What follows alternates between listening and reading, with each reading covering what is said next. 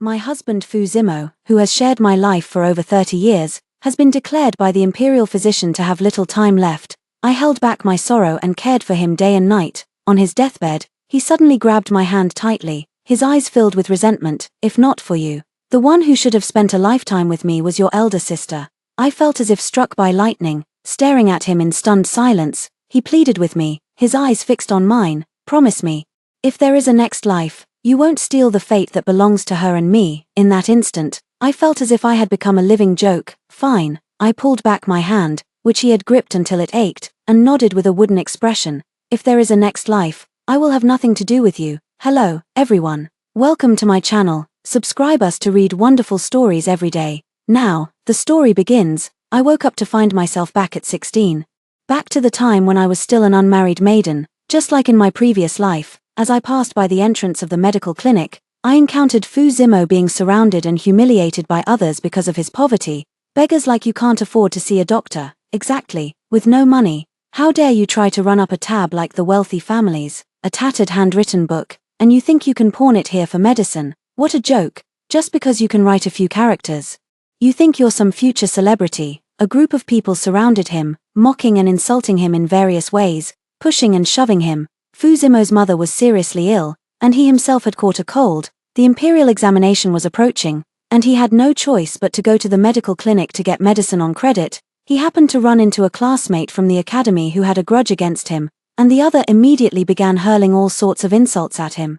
The medical shop assistant was also snobbish and directly kicked him out. In my previous life, I acted bravely for a just cause, stepping forward to pay his medical expenses. I also scolded those people thoroughly. My status as the Prime Minister's daughter prevented them from daring to do anything to me, but in the end, I had offended some people. Afterwards, they spread vicious rumors about me in the capital, claiming I had an affair with a poor scholar. As a result, my fiancé, who was originally a perfect match for me in social status, came to my home in person to break off the engagement. After Fuzimo achieved the top score in the imperial examinations, he immediately came to propose marriage. My father thought highly of him for this, believing him to be responsible and grateful. Later, my father even provided him with various forms of support and promotion. Recalling the past in my mind, I stood still and watched from afar. Miss, it seems like someone is arguing over there. The maid looked on curiously. Aren't you going to check it out? Miss, in the maid's eyes, I have always been a righteous young lady, fond of helping others.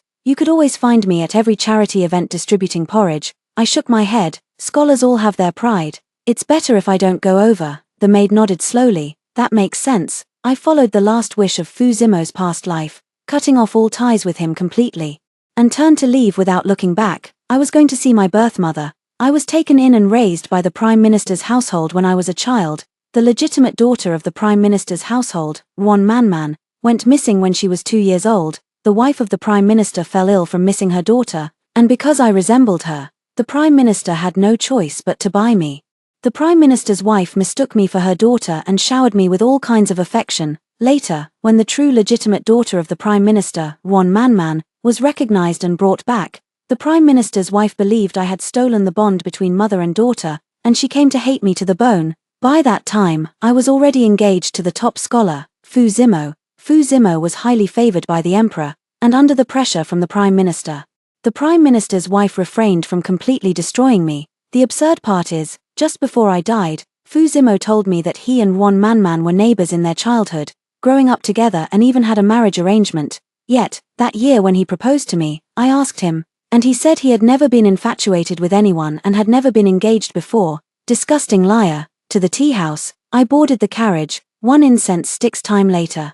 We arrived at the capital's most famous white tea house. The white tea house was renowned not only for its excellent tea, but even more so because it housed a storyteller. His storytelling was superb, but his appearance was even more remarkable. At this moment, the exceptionally handsome young man was sitting behind the desk on the small stage, vividly narrating a story he had written himself. The auditorium was packed with people, each one listening as if enchanted. Every time he paused to take a sip of tea, someone would toss a scented pouch up to him. The scented pouches usually contained gifts and small notes tucked inside. I also had my maid throw a sachet up. Inside was a small story and 10 taels of silver. During the young man's 15-minute break, he would randomly select some sachets to open. Fortunately, my sachet was chosen by him. When he saw my little note, his eyebrows raised, and he revealed an ambiguous smile as soon as the break ended. He snapped his fan open and resumed storytelling. The audience immediately fell silent and began to listen attentively. I couldn't help but admire how truly skilled this guy was. It's one thing to be good-looking, that's just the appearance his parents gave him. His voice is pleasant, and when he tells stories, he is so expressive that it easily draws listeners into the narrative. The key is, many of the stories he tells are his own original works. Truly, every profession produces its own masters. I've never seen a storyteller with so many people rushing to give him gifts. I sat and listened for a while, and sure enough, he began to weave my little story into his narrative. Once there was a scholar on his way to the capital for the imperial examination. When he was being bullied, a woman happened to pass by and saved him. I was kind enough to help Fu Zimo fulfill his dream from a past life by anonymously incorporating it into the storytelling. In his past life, it was I who helped him. But in the story, it was replaced by the legitimate daughter of the Prime Minister. In his previous life, he married me. But in the story, it becomes that the two of them met again many years later. Do lovers eventually get married? Of course, it wouldn't be that smooth. The truth of the matter is, in her previous life, Ron Man, who had fallen into hardship among the common people, despised Fu Zimo's family for being too poor. While he was away in the capital for the imperial exams, she married a man who ran a wonton shop in the town. Later, after being recognized by the Prime Minister's residence, she had her former husband killed. Afterward, she married a powerful noble in the capital as she wished. She had clearly given birth to a child but lied, claiming to be an unmarried maiden. However, after years of failing to conceive, the truth was discovered during a medical examination by a female physician. The noble, enraged by her deception, immediately divorced her. Unwilling to accept her fate, she began to seduce Fu Zimo. Fu Zimo believed that I had stolen his destined marriage with Ron Man, so from then on, he kept her as his mistress. After Fu Zimo's death, I discovered that the majority of my assets had been transferred to Ron Man's name. So, in the short story I wrote, I also revealed the truth that Ron Man was already married and had children. The storyteller spoke very well, much more vividly than I could write. Upon hearing that the newly appointed top scholar had been deceived by a married woman and even married her, the audience erupted in angry discussions. Satisfied, I stood up and left. This storyteller would usually tell the same story for 3 consecutive days. I hope Fu Zimo can marry Ron Man as he wishes in this lifetime. As soon as I returned to the Prime Minister's residence, I noticed the servants were looking at me strangely, some with pity, some with contempt. "Miss, the madam requests your presence," the matron from the Prime Minister's wife's side said coldly to me. I frowned slightly and hurried over. A sense of foreboding crept into my heart. As soon as I entered the courtyard, I heard the wailing of the Prime Minister's wife and a young woman. My poor child. The Prime Minister's wife was crying so hard she nearly fainted. "Mother," the young woman cried sorrowfully, "I've finally found you. You're back so early." I couldn't help but smile bitterly. Could it be that Ron Man has also been reborn? "Mother." After entering, I performed a proper and respectful bow. The Prime Minister's wife hesitated slightly when she saw me. After all, her affection for me over all these years was genuine. "Mother." Ron Man buried herself tightly in the Prime Minister's wife's embrace, weeping uncontrollably. "All these years, I've dreamed of you every single night." The Prime Minister's wife's heart instantly softened. My poor child. She tightly hugged Ron Man. "Mother, who is she?" No one introduced her to me, so I could only pretend not to know. The Prime Minister's wife didn't know how to explain it to me. Ron Man spoke up herself. "My name is Ron Man. I am the biological daughter of the madam. You are the imposter my father bought to replace me." "Ha!" I feigned surprise. "Where did you hear that?" "Every night I dream of my mother." Later, I forced the family who bought me to tell me the truth, Ron Man said, her voice choked with sobs. I sneered inwardly. How could that family possibly know your true identity? They were just deceiving people. That's all. I suspect she, like me, has been reborn. "Mother, is what she said true?" I asked the Prime Minister's wife with tears in my eyes. In my previous life, when Ron Man returned home, I was very unhappy and made a big fuss. This caused the Prime Minister's wife to become completely alienated from me. Later, Ron Man stirred up even more trouble, making her hate me to the bone. In this life, I want to see if I can maintain a good relationship with her. After all, she had cared for me for so many years, and I am still grateful. The Prime Minister's wife nodded awkwardly. It should be true. In fact, she had known I wasn't her biological child ever since I was brought home. It's just that I looked similar to her daughter and was well behaved. Not wanting her husband to go through more hardship, she simply let the mistake stand. "I'll start crying right away, Mother, But you've been so good to me. I can't bear to leave you. No, this is not your home. The Prime Minister's residence only has one legitimate daughter. What would it look like if you continued to stay here? One man looked at me nervously. Then in the future, can I come visit you during holidays? I looked at her hopefully. Then I lowered my head and said pitifully, I just don't know if a lonely woman like me might be bullied out there. Hearing this, the lady of the Prime Minister's house immediately grabbed my hand with concern. Silly child, this is your home. Where else would you want to go? One man looked at me with eyes that seemed ready to shoot flames. I leaned affectionately into the lady's embrace. Mother, thank you. Don't worry, since sister is new here, I will definitely take good care of her. I shot a challenging glance at one man. From I can play the innocent act too. The Prime Minister's wife patted my shoulder with satisfaction. Mother knows you're a good child. Mother, don't believe her, she's lying to you. One man cried out anxiously. The Prime Minister's wife frowned with displeasure. Child, she is also my child. A family should live in harmony. After all, she was raised outside, so petty and narrow-minded. A flicker of displeasure flashed in the Prime Minister's wife's eyes. Mother, have all my years of suffering been in vain? One man wailed. In her previous life, the moment she returned, that wretched girl would cry and make a scene, and mother would immediately want to drive her away. Why is it different this time? Sister, you've suffered, I said with tears in my eyes. Don't worry, I will personally supervise the servants to ensure they give you all the best. The lady of the Prime Minister's household looked at me with even greater satisfaction. Good child, your sister has just returned home and isn't used to many things yet. From now on, I'll entrust her care to you. Her health has never been very good, and I don't want to see that troublesome one man anymore. I pursed my lips slightly. Mother, I'm very happy to be able to share your burdens. After that, I truly arranged every aspect of one man's food, accommodation, and transportation very well. I am well aware that I have indeed lived a good life in her place for over a decade. None of these were truly meant for me. I gave my courtyard directly to her. I left almost everything new in the courtyard to her, including clothes and jewelry. I had new clothes made for her again, for sets for the season. As for the servants, they were arranged by the matron from the Prime Minister's wife's courtyard. I myself moved to another, slightly less prestigious courtyard. Apart from being a bit remote, everything else was quite good. The Prime Minister's wife was very satisfied with my reasonableness. One man wanted to find fault but couldn't. The next day, I personally took her to the street to buy new jewelry and clothes. One man wanted to buy everything she saw. I let her buy whatever she fancied. The more she squandered, the more I liked it. I had the servants load a whole cart full of goods and, with one man in tow, passed by the academy where Fu Zimo studied.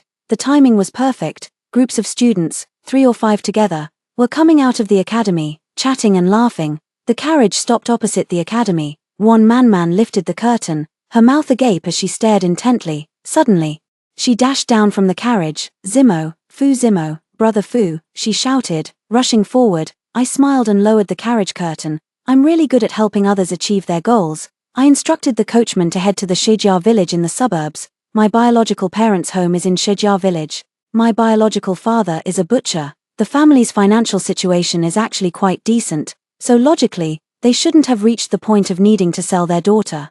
The Chancellor offered 100 taels right away, and my grandmother, being greedy, immediately agreed. In my previous life, I didn't meet my biological brother until many years later. By chance, unfortunately, by then, both my parents had already passed away. In this life, I want to reunite with them while they are still alive. The carriage arrived at Stone Village half an hour later. Looking at the yard before me, I felt a bit puzzled, logically speaking. With 100 taels of silver and being a butcher, the family should be living quite comfortably. So why is this yard so shabby? Young lady, who are you looking for? A young man in his 20s, wearing clothes washed to a pale color and covered with many patches, came out and looked at me with confusion. Excuse me, is this Butcher Guan's house? I asked uncertainly. Yes, I'm his son Guan Aniu. What business do you have with my father, miss? Guan Aniu was very polite, maintaining some distance while speaking to me, his eyes fixed on the ground about a meter in front of his feet. If he hadn't said so, I wouldn't have been able to connect him with the aged man he would become 10 years later. Are your parents home? I asked nervously. My father is out working, my mother is at home. The young man nodded. My eyes instantly reddened. How wonderful. Both my parents are still alive. Brother, I'm Ajiao, I choked out through sobs. You, the young man paused. Soon. He opened his eyes wide. Are you Ajiao, my sister Ajiao, with reddened eyes? I nodded. Yes, Ajiao. Is Ajiao back? A grey-haired woman stumbled out of the house. Mother, Be careful. The young man immediately went over to support her. Perhaps it's the bond of blood, but seeing the haggard and weary woman before me, I knew she was my mother. Mother, I cried, stepping forward and kneeling before her. Your daughter is unfilial for coming so late. Are you really Ajiao? The woman's hand trembled as she touched my face. Ainyo awkwardly explained from the side. Mother's eyesight isn't very good. Is it because she cried too much? I guessed and asked. Anyo nodded. After you left, Mother cried every day. Later, she couldn't see things clearly anymore. With reddened eyes, I helped Mother up. Come, daughter will take you to see the best doctor. Those 10+ years in the Prime Minister's residence were not spent in vain. I've made quite a few connections, opened several shops, and saved up some money for myself, with the backing of the Prime Minister's residence and relying on my own abilities. Mother, where are you going? A young girl's clear voice came from outside the door. A charming young girl stood at the doorway, looking at me warily. Guan Xiaohuan. Looking at this biological younger sister, my heart was as calm as still water. In my previous life, after I found them, she often came to my house to play. She was constantly entangled with Fu Zimo, and had even gone as far as climbing into his bed. In the end, I disregarded family ties and forbade her from ever setting foot in my residence again, regardless of whether she succeeded in her schemes or not. She and Wan Manman colluded in a despicable alliance, spreading numerous malicious rumors about me in front of Fu Zimo and my elder brother. Yet it was clearly I who provided her with food and clothing, allowing her to live a comfortable life. Ah Jiao, this is your younger sister, Xiao Huan, Mother introduced with a smile. Because I was lost, my mother doted excessively on her later-born daughter, Xiao Huan. I nodded faintly, as a form of greeting. Sister. Xiao Huan's eyes instantly lit up. Are you the Ajiao sister who was sold off by the family? Are you working as a maid in that household now? What rank of maid are you? Or, a bedchamber maid? Outrageous. The maid who had been by my side, snapping out of her shock, scolded Xiao Huan sharply. How dare you slander our young lady? Xiao Huan curled her lips. What slander? We're close sisters. What does it matter if we talk casually? Besides, since she was bought by a wealthy family, of course she went to be a maid. Did you think she went to be a child bride? She looked disdainfully at my maid and said, looking at you, I bet you're going to be your young master's future bedchamber maid, aren't you? I slapped her across the face with a sharp smack. For 2 lifetimes now, that mouth of hers just never learned to speak properly. Mother was stunned. Xiao Huan froze for a moment, then burst into loud sobs. Mother, she hit me. Who does she think she is? How dare she hit me? I looked at Mother. Mother, come with me to see the doctor. Brother Anu, you come along too. Anu nodded dazedly. Okay, don't go. Xiao Huan reached out to stop me. You didn't come home empty-handed, did you? Where's my gift? Gift? You think you deserve one? I sneered. A good dog doesn't block the path. Move aside. Ah Jiao, your sisters. Talk nicely. Mother quickly intervened. Let her learn how to speak properly first. I took Mother's hand and boarded the carriage. My brother sat beside the coachman, looking around restlessly and timidly, not daring to move a muscle. Seeing the maid closely follow my mother and me into the carriage, the coachman cracked his whip, and the carriage quickly sped off. I knew my mother didn't like me treating Xiaohuan poorly, but having been reborn into this life, I didn't want to pretend for others. Dislike is simply dislike. As for Wan Manman, in a few days, I can completely stop caring about her. Along the way, my mother kept sighing sorrowfully, but I pretended not to see it. When we arrived at the clinic, I directly sought out the renowned physician doctor and to examine my mother, after taking her pulse for a long time. Dr. An lowered his head to write a prescription. Her body is severely depleted in all aspects. She needs plenty of nourishment. Will my mother's eyes get better? Yes. Once her kidneys recover, her eyesight will improve significantly compared to before. I breathed a sigh of relief.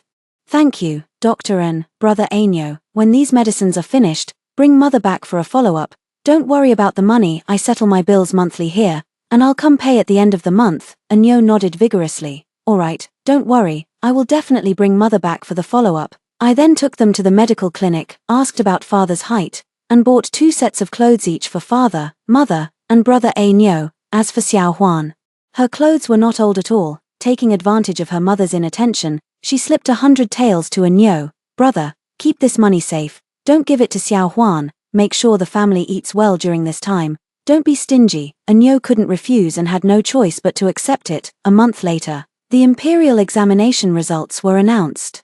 My good friend invited me to the tea house across the street to watch the top 3 scholars of the imperial examination parade through the imperial street, and I happily went along. This has always been a tradition among us 3 best friends. Every time the new top scholar parades through the streets, we bet on whether the Zhuangyuan or the Tanhua is more handsome. Then we lean out the window, watch them pass, comment and argue, and finally determine the winner. One man also came, along with a few newly made friends, in the room next to ours. Before long, the lively sound of gongs and drums clearing the way echoed from the street. We immediately crowded by the window and leaned out to watch. Fu Zimo is still the top scholar. The young man, full of vigor and vitality, looked very spirited as he rode on horseback. I pouted, thinking he looked quite ordinary. How could I have thought he was exceptionally handsome in my previous life? Then turning to look at the Tanhua Lang.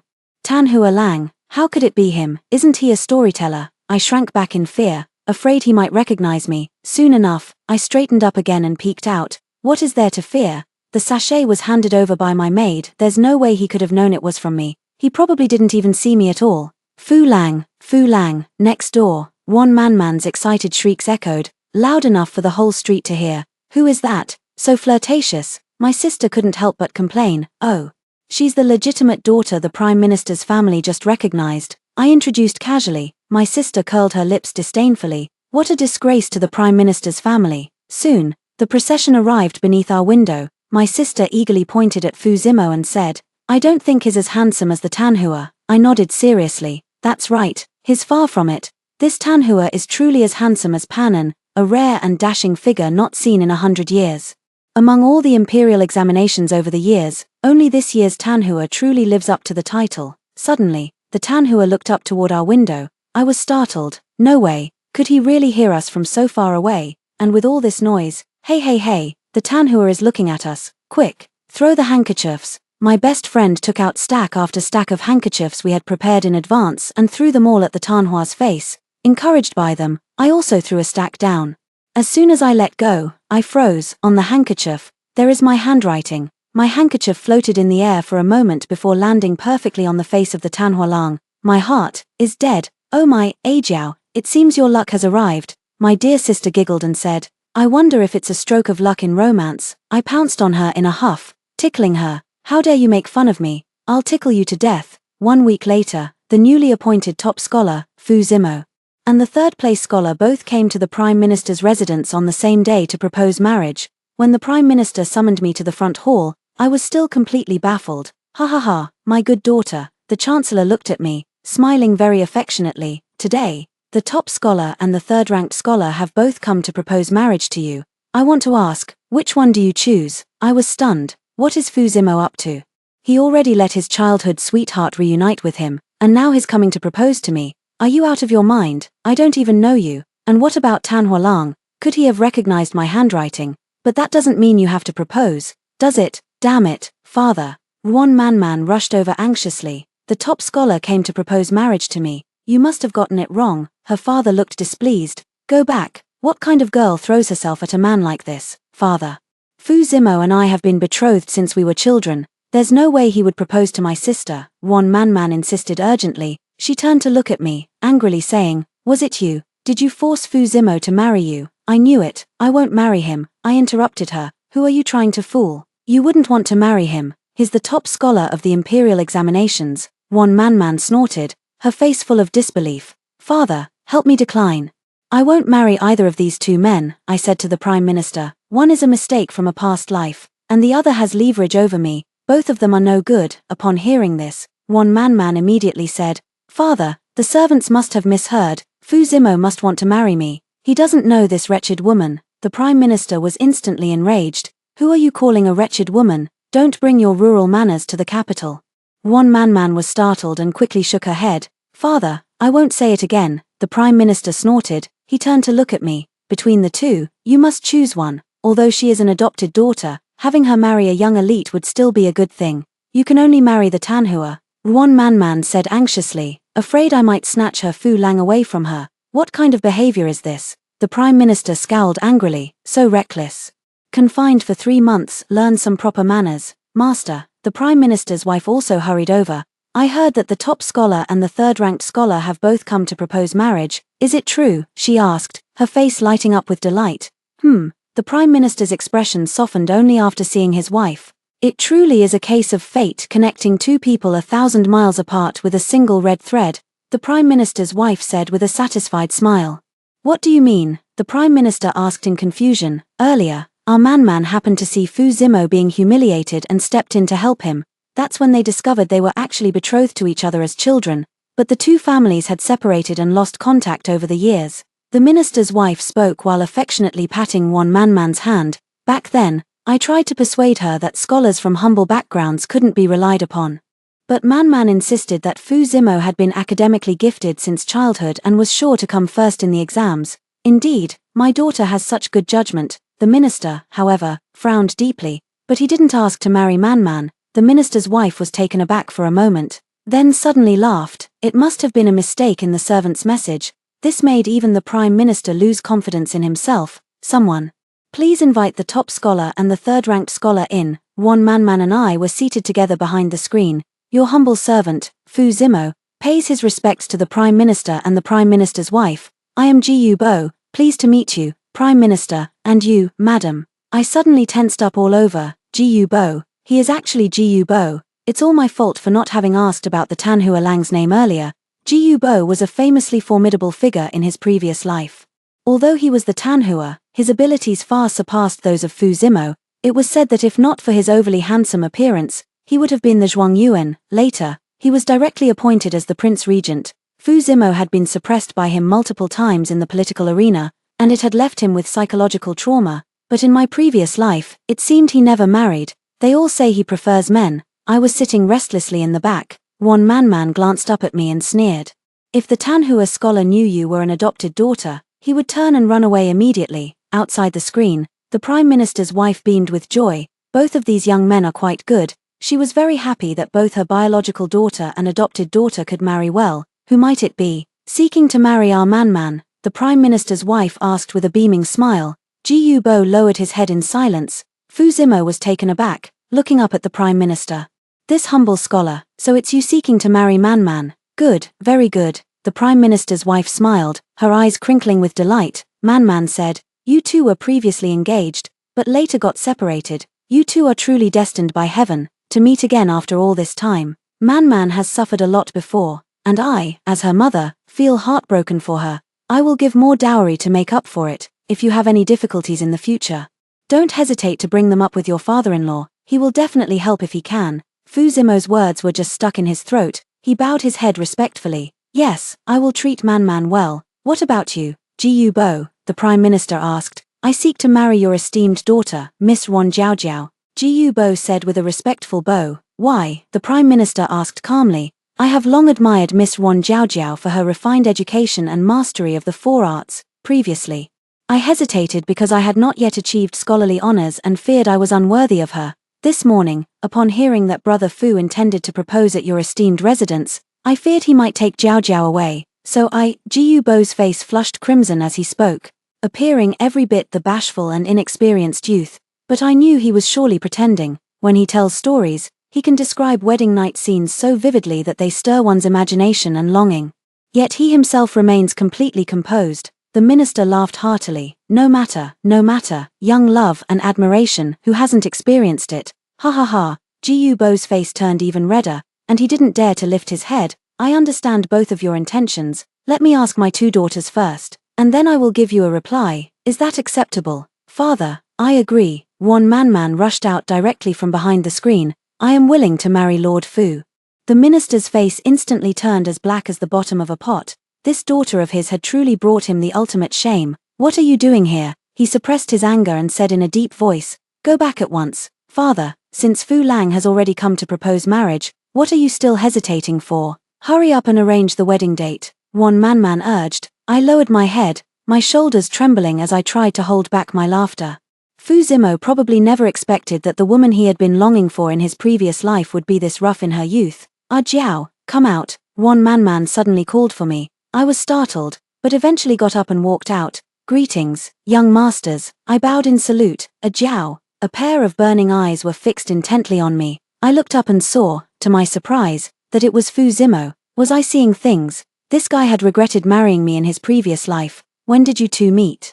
One man shrieked. Jiao, did you seduce him? You still want to marry him, don't you? With a sharp smack, I slapped her right across the face. Whether my adoptive parents would be angry or not, I couldn't care less anymore. if you don't know how to speak, you don't have to speak. I looked at her coldly. Which of your eyes saw that I liked him? Have you never considered that the flower in your eyes might be seen as cow dung by others? Ji Bo let out a chuckle. You too. I glared at him angrily. We've never even met before. Why would you say you have feelings for me? Aren't you afraid of ruining my reputation? Ji Bo cleared his throat awkwardly and then bowed gracefully. I apologize for my presumptuousness. That day, I happened to see your handwriting and was deeply impressed. They say the handwriting reflects the person, and I believe you are my ideal partner. The corner of my mouth twitched. This guy. Could he be implying that I should send him a little story? Father, mother, may I speak with him alone for a moment? I asked. The Prime Minister was already dizzy from one-man's antics and weakly waved his hand. Go ahead. I led Ji Bo to the pavilion in the estate. The area is open on all sides, so any improper behavior would be visible to others. Can I ask you something? I got straight to the point. Are you into men? Ji Bo nearly choked in shock. What do you mean? Who told you I like men? I'm perfectly normal, why would I like men? He was so flustered he almost started stuttering. After a moment, he suddenly stopped. He looked me up and down with a puzzled expression, then suddenly laughed. Have you been studying me all along? I rolled my eyes, such a narcissist. Then tell me, why on earth do you want to marry me? He awkwardly rubbed his nose and said sheepishly. That little story you handed me at the tea house the other day, I thought it was quite charming. During the street parade, your handkerchief fell right onto my face. When I saw the handwriting, I realized it was from the same person. This morning, as soon as I heard that Fu Zimo had asked for your hand in marriage, I couldn't hold back anymore. Anyway, you're quite interesting, and I don't want to lose you. Are you sincerely proposing? Or do you just need a woman to keep the house in order? Of course I'm sincere in my request. What does warding off evil spirits mean? There are no ghosts haunting my home. I mean, if you like men, I won't stop you. My voice gradually faded under his fierce glare. If you're sincerely proposing marriage, shall we set some ground rules? I rallied my spirits. Even if I lose the battle, I won't lose my dignity. Let's hear them. He tilted his head in confusion. Oh my God, he's so handsome.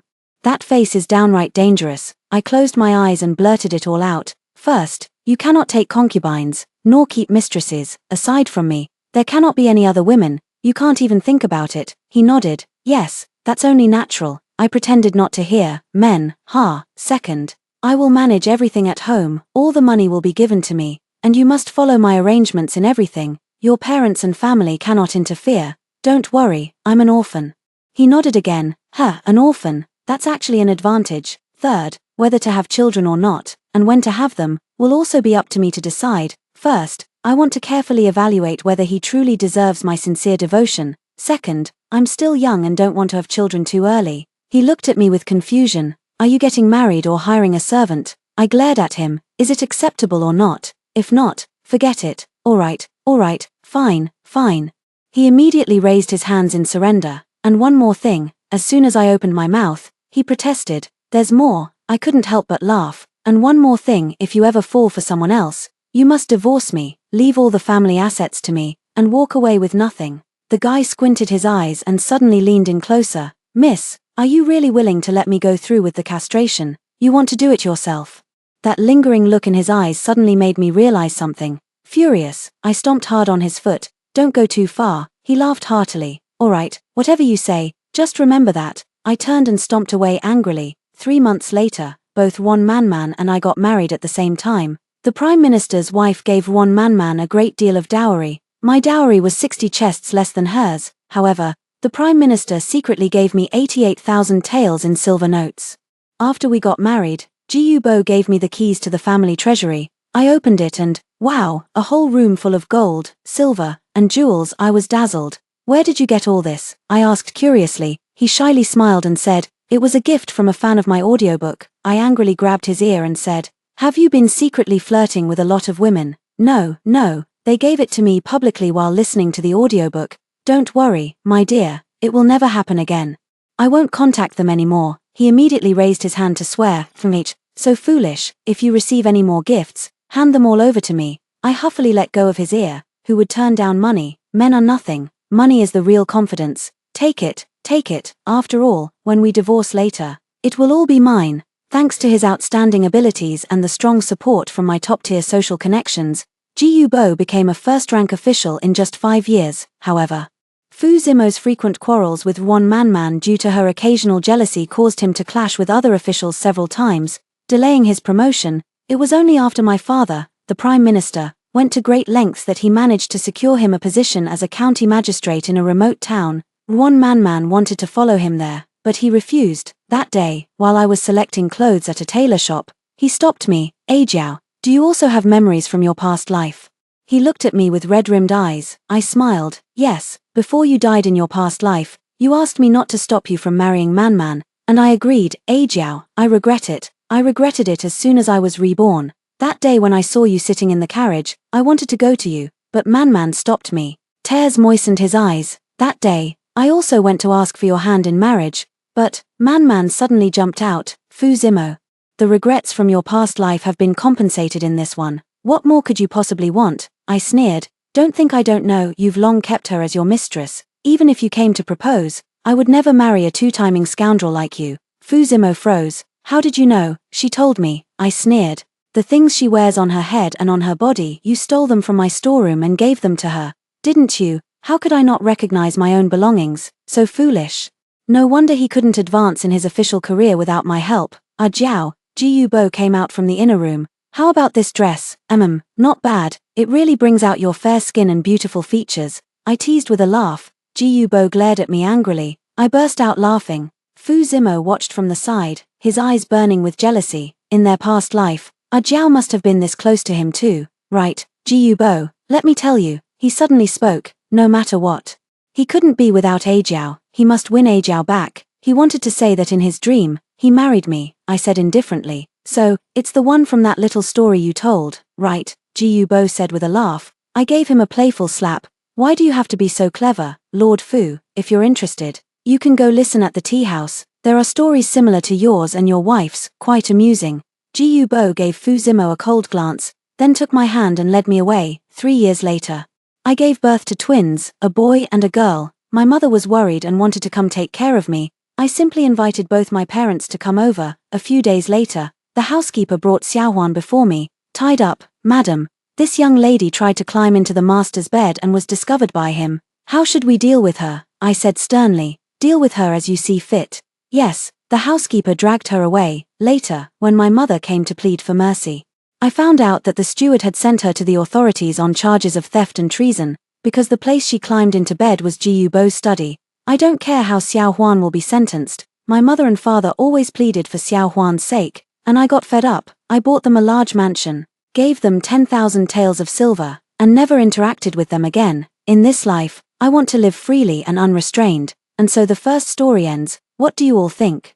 Feel free to share your thoughts in the comments, and if you enjoyed it, please give this video a like. Now, here's the second story. Only after passing away peacefully did I realize my husband had loved someone else all along. After my 60th birthday, I passed away peacefully in my sleep. Looking back on this life, I feel it was quite fulfilling. I married a good man, had many children and grandchildren, and gained a reputation for virtue. However, after death, my soul did not dissipate. I watched with my own eyes as my husband, who had been aloof his entire life, turned around and married his childhood sweetheart. Even my own son praised their love, saying it had endured hardships and was hard won, if their love was hard won. Then what was my entire life? Nothing but a joke. Watching their family so happy and harmonious, I felt as if my internal organs were being torn apart. Yet, I opened my eyes once again. Mother, I don't want to marry so soon. A gentle yet somewhat aggrieved voice pulled me back from my thoughts. As my vision focused, the gentle and lovely young girl before me was none other than my eldest daughter, Lu Chizhen. I was somewhat stunned, suddenly standing up. That grief and indignation still filling my entire body. Mother, Chizhen getting married. I had returned to when I was 35. At that time Chizhen had just turned 16. I steadied my mind, grabbed Chizhen's hand, and couldn't help but feel my eyes welling up. In my past life, the one I was most worried about was Chizhen. At the thought of this, my resentment towards Lu Zhon and my mother-in-law, Madame Liu, grew even stronger. In my past life, I devoted myself wholeheartedly to serving my husband and in-laws, obeying them in everything, and even my daughter's marriage was left entirely to their discretion. At the time, I expressed my wish to keep Chizhen with me for another 2 years, but Lu Zhon and Madame Liu, accustomed to commanding and pressuring me, paid no heed to my words. The two of them opposed me together, and since I was weak-willed at the time, I agreed. Speaking of which, Chizhen's husband is actually the son of Lu Zhon's childhood sweetheart, Liu Ying. Liu Ying is also the niece of Lady Liu. Later, Chizhen's husband became more and more of a scoundrel. When Chizhen wanted a divorce, Lu Zhon and Lady Liu stopped her,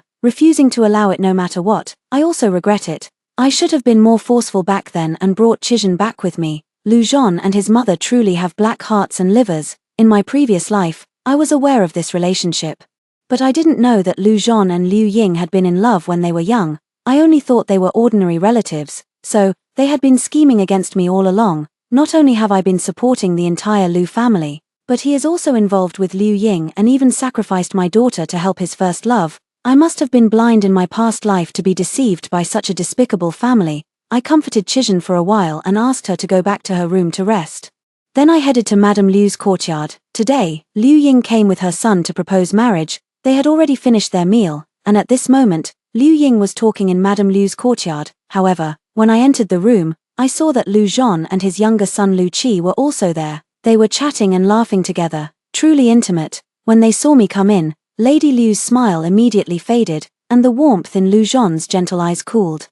Lu Qi merely glanced at me before continuing to laugh and talk with Liu Ying. I looked at Lu Zhon's familiar yet somewhat unfamiliar features. In my past life, my heart was entirely devoted to him, and I thought that aside from being a bit aloof, everything about him was good. He was handsome, a scholar, and carried an air of noble pride. So, even when he looked down on my merchant family background and disdained my origins, I found it understandable. But now, looking back, I only see how utterly despicable he was, and how foolish I had been back then. I do not agree to this marriage. The expressions of the few people present shifted even more dramatically upon hearing my words. Madame Liu slammed the table.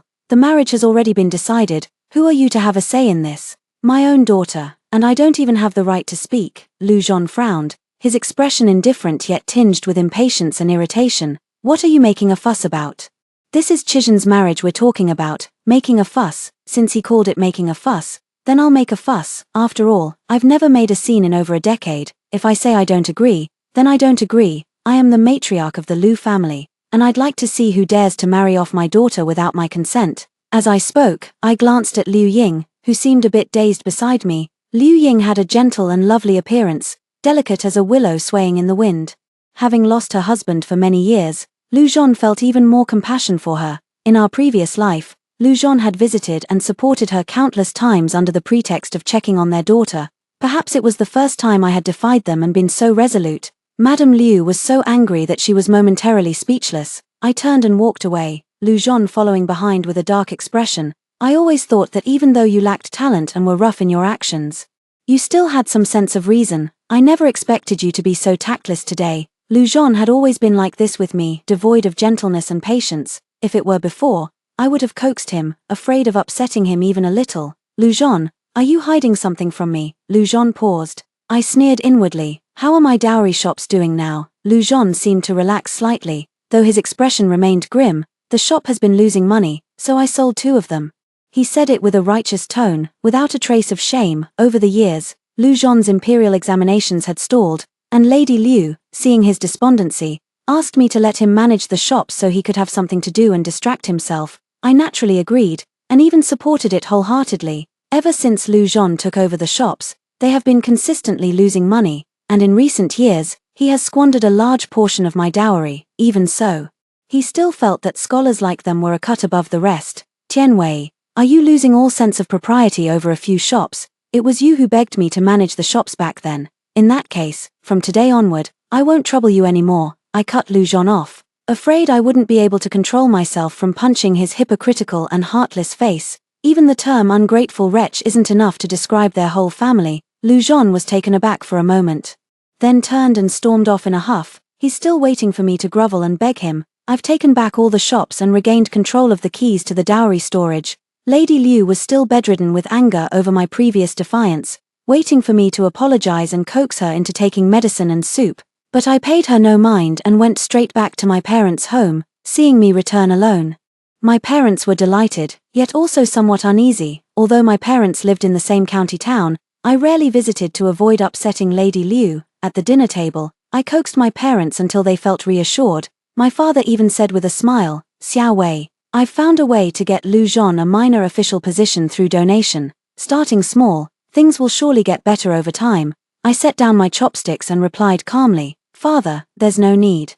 Lu Zhon has always valued his reputation for integrity the most. He would naturally be unwilling to accept a purchased official position. My father and mother exchanged a glance. I had put a lot of effort into Lu Zhon's ambitions before, and they knew how much I cared about him. They also knew that Lu Zhon looked down on their merchant background, so after a second thought, they didn't insist any further, seeing that my father had given up the idea.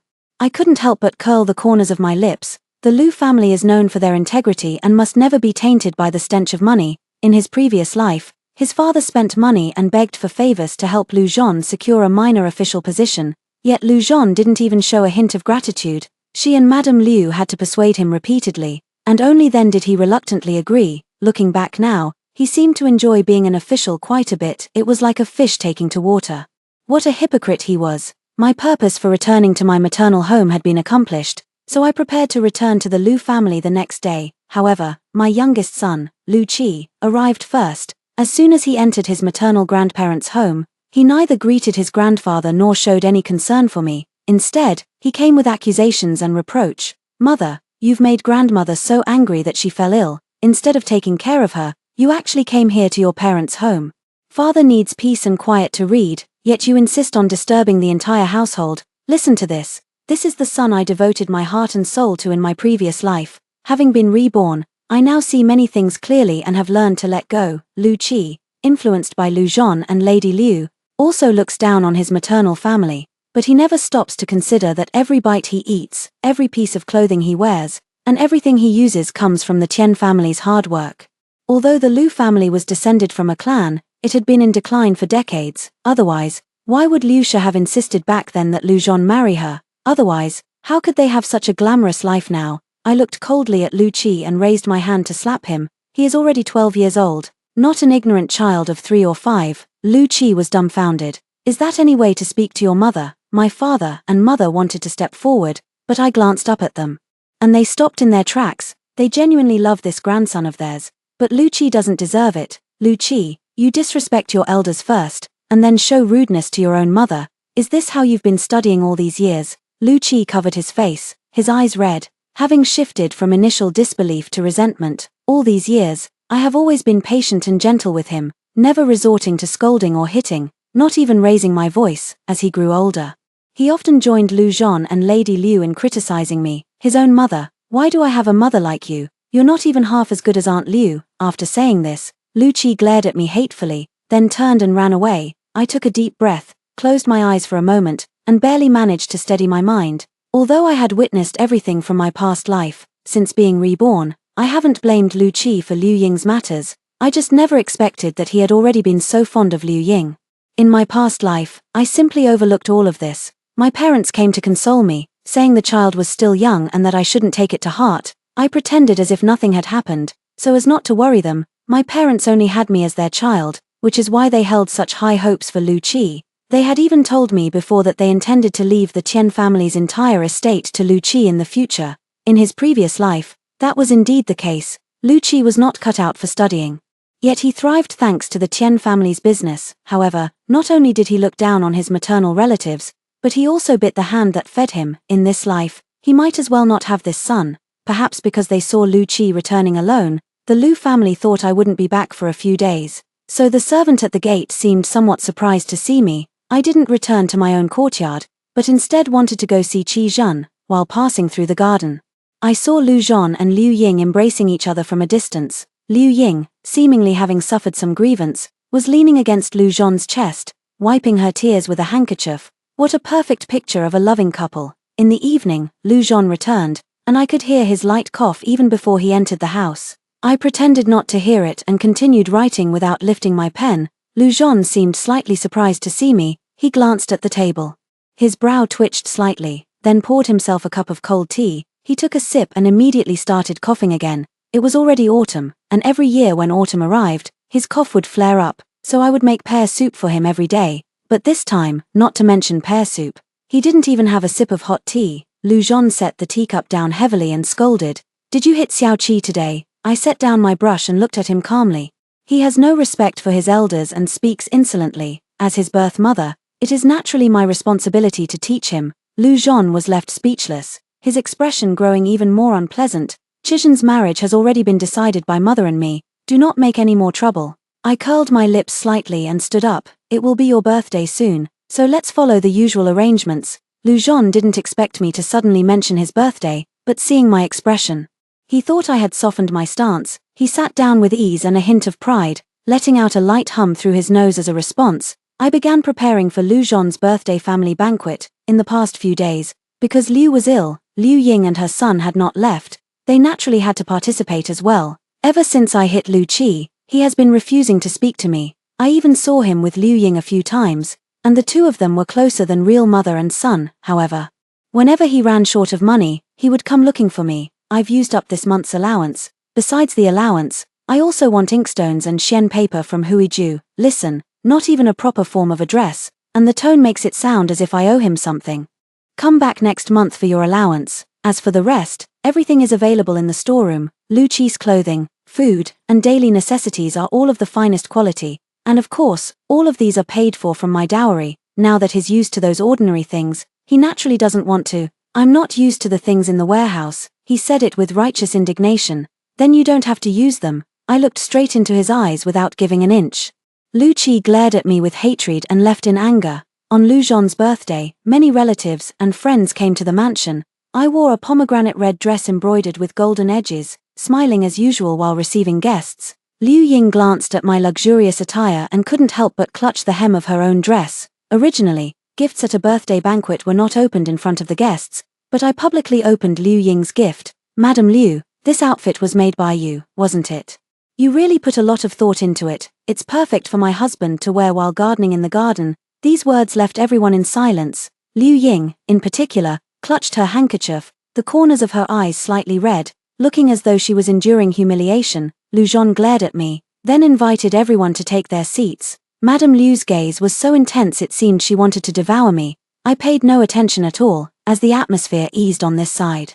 Liu Ying quietly slipped away from the banquet. Lu Zhon had a hobby of growing flowers, and during this golden autumn festival, the chrysanthemums in the backyard were in full bloom. I took this opportunity to bring some female guests to the backyard. Thus, amidst the colorful chrysanthemum bushes, we caught a clear view of the two figures embracing each other. It really is as expected. I had deliberately humiliated Liu Ying earlier, so Lu Zhon naturally had to comfort her. Ever since Liu Ying left the banquet, I had my maid keep an eye on her, so I could seize the right moment. Seeing someone approach, Liu Ying quickly stepped out of Lu Zhon's embrace and moved aside, which only made it more obvious. Lu Zhon looked at me, his face both dark and red. Cousin-in-law, don't misunderstand. Cousin was just helping me up. Liu Ying still maintained that delicate and pitiful appearance, which was indeed very likely to evoke sympathy. I walked forward, first glancing at Liu Ying, then turning my gaze to Lu Zhon. So this is the reason you insisted on Chizhen marrying into that family. Lu Zhon paused, and those around him who were aware of Chizhen's marriage negotiations cast accusatory glances his way. Lu Zhon, you truly disgust me. Lu Zhon's face darkened even further. Tian Wei, have you lost your mind? I have a completely innocent relationship with Liu Ying. Right.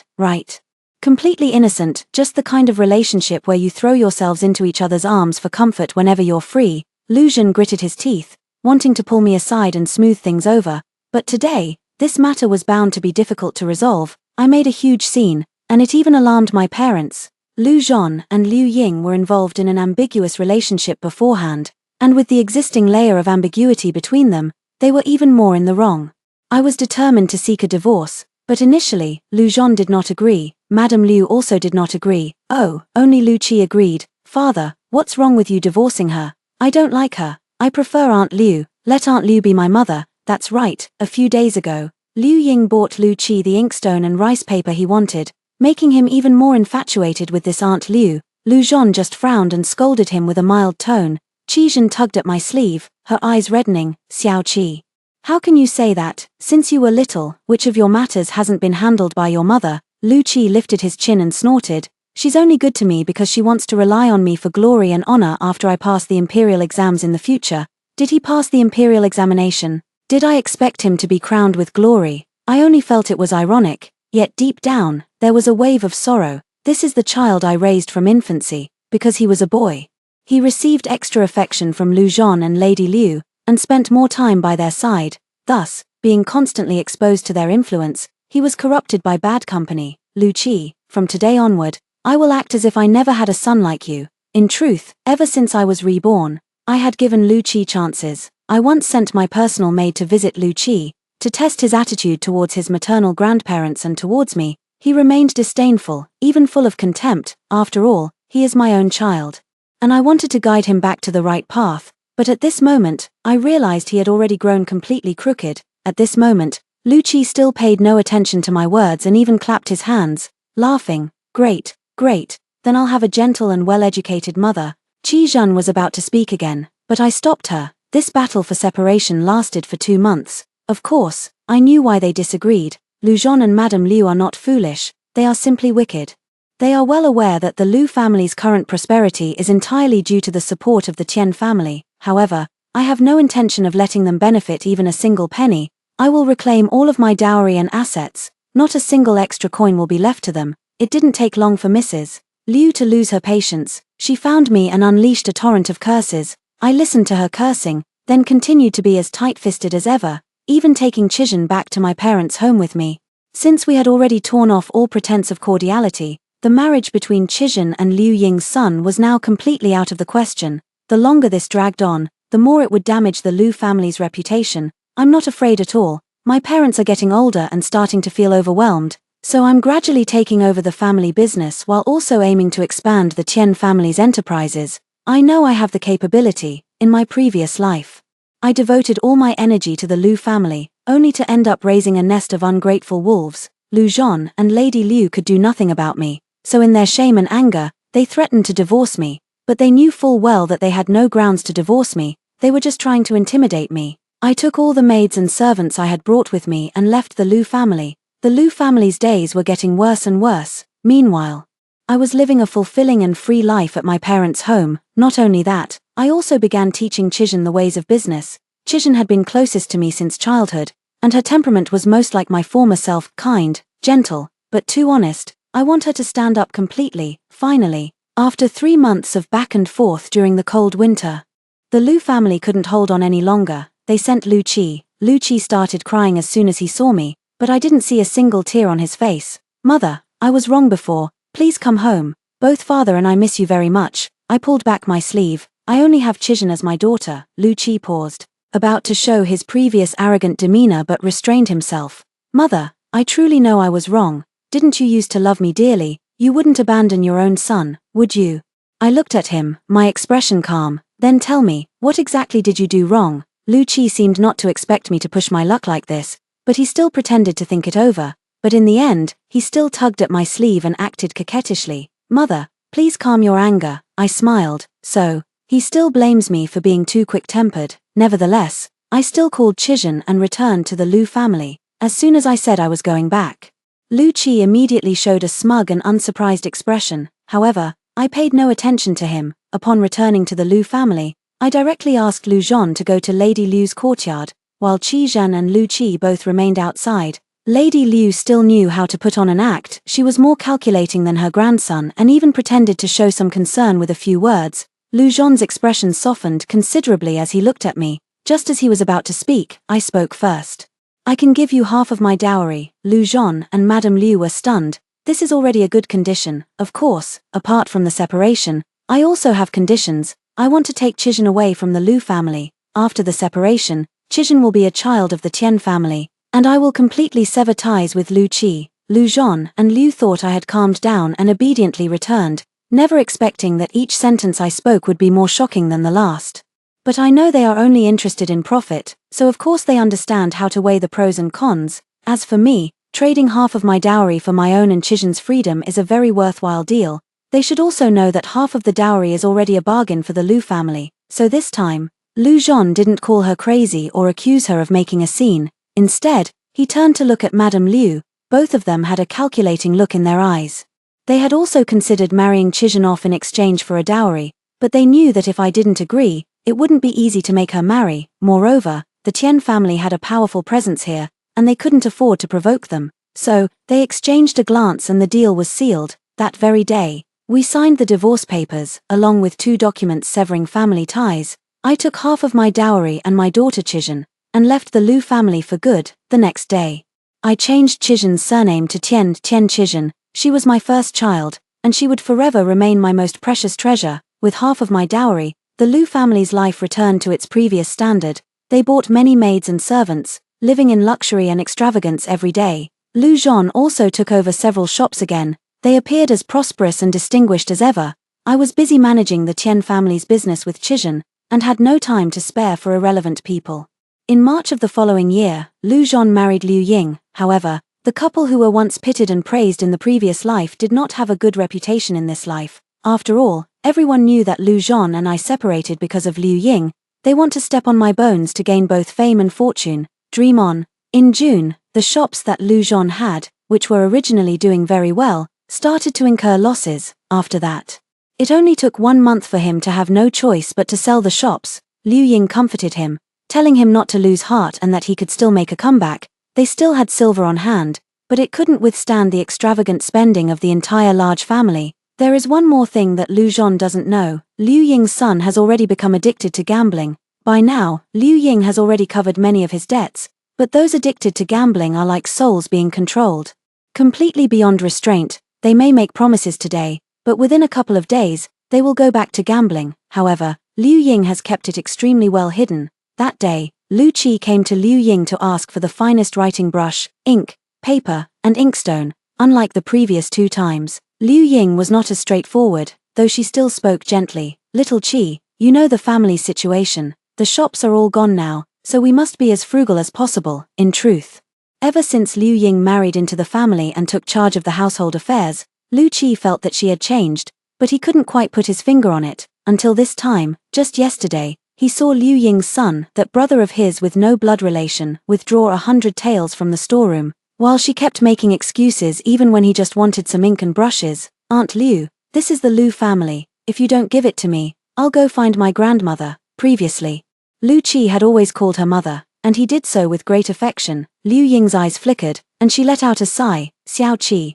mother isn't deliberately making things difficult for you. How about this? I'll use my private savings to buy it for you. Only then did Lu Qi smile. Then I thank you, mother. Liu Zhon lost a lot of money, and everything he did turned out the same way. After all the struggles, he simply gave up on the idea of doing business and said he would focus on studying. Liu Ying naturally agreed. However, the overall standard of the Liu family still declined in various aspects, but Lu Qi didn't take it seriously at all. Xiao Qi, you are the Tian family's only grandson. If you just go cry in front of those 2 old folks from the Tian family, they will definitely soften their hearts. Mrs. Liu had always spoken to Lu Qi like this, which was why he wasn't afraid. His maternal grandparents were the most soft-hearted and had always granted his every wish.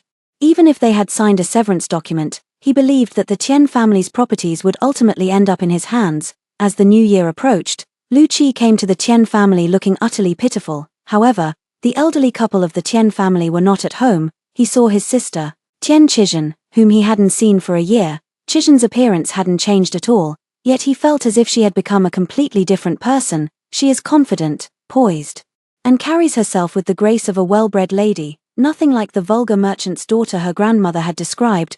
Grandfather and grandmother have gone south for the new year and won't be back for a while. Lu Qi's welled-up tears froze in place. As he looked at this sister, he felt as if his insides were churning violently. After all, everything she possesses now should have been his. This time, Lu Qi returned empty-handed, but he was not discouraged. If he didn't get to see his maternal grandfather this time, there would always be next time, or the time after that. But he didn't know that even if they met, his maternal grandfather wouldn't acknowledge him. The Liu family had an especially simple New Year celebration, even returning to the level of when Liu Zhon and Lady Liu were still a widowed mother and orphaned son. Before he had taken a wife, Liu Ying appeared as gentle as ever, treating Liu Zhon and Lady Liu with great respect. On New Year's Eve, they were all persuaded by Liu Ying to drink, and the next day, Liu Ying took her son and all of the Liu family's wealth and disappeared without a trace. Madame Liu was so furious that she took to her bed, unable to get up, while Liu Zhon was filled with both hatred and rage. He never would have thought that the person he had shared a deep understanding with for decades could turn out to be this kind of person. It seemed that all these years, her feigned affection and agreement were merely because the Liu family's wealth had been steadily accumulating. Now, without Tian Wei, the Liu family was also declining day by day. Liu Ying no longer had any reason to keep up the pretense. Lu Zhon felt as if he had been struck by a sudden blow. He slumped into his chair. Letting out a bitter laugh, he didn't know whether he felt more anger, sorrow, or regret. The Lu family was severely damaged by Liu Ying, and now it can be said that only an empty shell remains. They sold almost all their servants, and with the added expense of treating Lady Liu's illness, they were barely making ends meet. Lady Liu looked utterly defeated. She had repeatedly asked Lu Zhon to seek out Tian Wei, and though he went, he never even managed to see Tian Wei in person.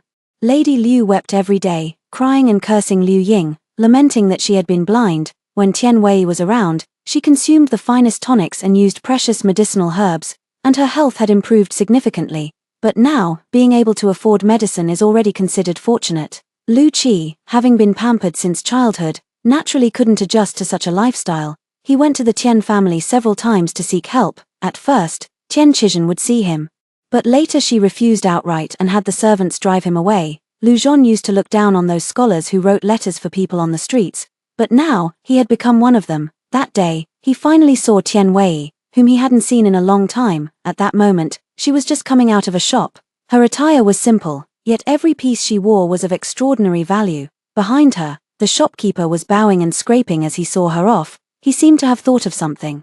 His heart jolted, and he quickly ran over. "Is this shop yours?" I looked up and saw Lu Zhon, but I wasn't surprised. I smiled slightly. "Yes, not just this one, but all the others were bought by me as well." Lu Zhon took a step back. He was not skilled in business, but he never expected that the shops he had sold off due to poor management had all ended up back in my hands. I looked at Lu Zhon without the slightest hint of mercy. "Lu Zhon, even if I gave you half of the dowry, you still wouldn't be able to hold on to it. By the way, you might not know this, but when you and Liu Ying were scheming about Qizhen's marriage, my father considered buying you an official position." Lu Zhon raised his eyes and stared at me in a daze. I smiled brightly, but I refused. "Perhaps you simply weren't worthy." Lu Zhon's face drained of all color, and as if struck by some thought, he looked utterly shattered. Seeing him in such a state naturally brought me satisfaction.